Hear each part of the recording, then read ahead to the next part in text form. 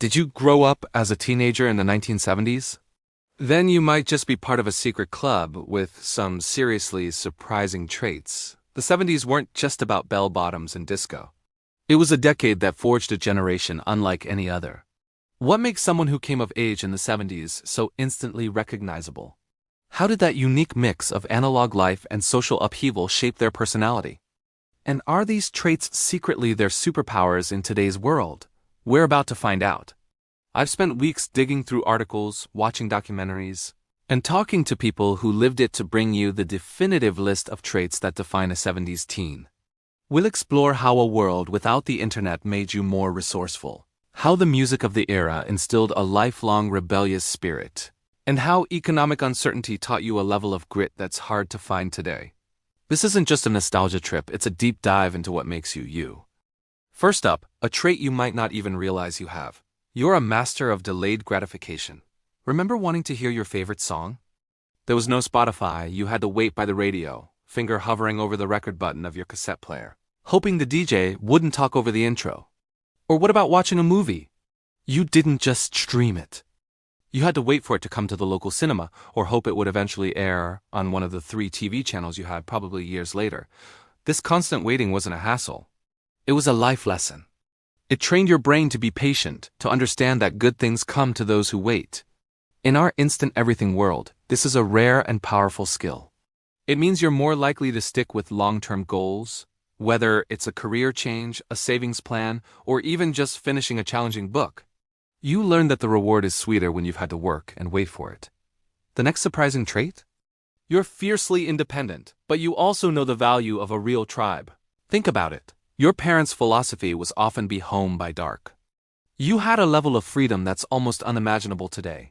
You'd leave the house in the morning on your bike and just go. You explored, you got into scrapes, you figured things out on your own. There was no GPS to guide you or cell phone to call for help. This created a deep-seated self-reliance, but you weren't alone. You had your crew, your friends were your lifeline. You coordinated plans by calling a landline and hoping someone was home. You gathered at the mall, the park, or in someone's basement. These weren't digital connections. They were real, face-to-face bonds forged over shared experiences, mixtapes, and secrets.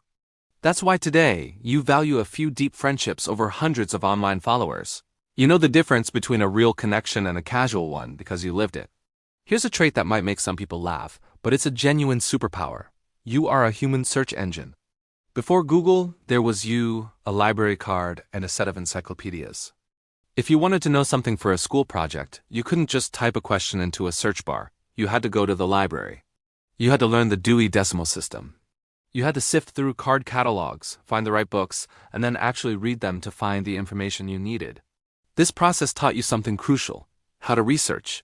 It taught you how to evaluate sources, how to synthesize information from different places, and how to think critically about what you were reading. Today, when we're drowning in a sea of misinformation, this skill is more valuable than ever. You don't just accept the first result you see. You have an innate skepticism and a methodical approach to finding the truth. You are a fact checker by nature. Another defining characteristic is your unique blend of cynicism and optimism. You grew up in the shadow of Watergate and the Vietnam War. You saw leaders resign in disgrace and learned early on not to trust the establishment blindly. This instilled a healthy dose of cynicism. You learned to question authority and look for the hidden agenda. But at the same time, you were surrounded by a cultural explosion. You witnessed the birth of punk rock, the rise of blockbuster movies like Star Wars and Jaws, and the incredible energy of the disco scene. You saw the first Earth Day and the beginnings of the modern environmental movement. This cultural vibrancy gave you a powerful sense of optimism, a belief that people could come together and create change, that art and music could make a difference. This duality is your strength. You can be critical without being defeated and hopeful without being naive. It's a balanced perspective that helps you navigate the complexities of the modern world with wisdom and resilience. And finally, you have an incredible analog toolkit for problem solving. Your car broke down? You couldn't just watch a YouTube tutorial. You grabbed a manual, opened the hood, and tried to figure it out.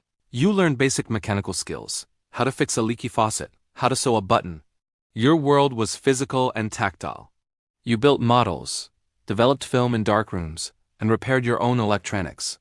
This hands-on approach gave you an intuitive understanding of how things work. It fostered a kind of practical creativity that's becoming rare.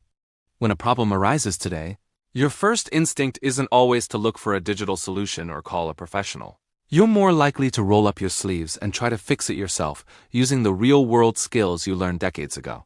This resourcefulness and can-do attitude is perhaps the most enduring legacy of a 1970s upbringing. So these aren't just quirks from a bygone era. They are powerful traits that have equipped you for life in a way that's truly unique. Your patience, your independence, your research skills, your balanced worldview, and your practical creativity are what set you apart. And if you enjoyed this look back at the 70s, stick around because there is more coming your way.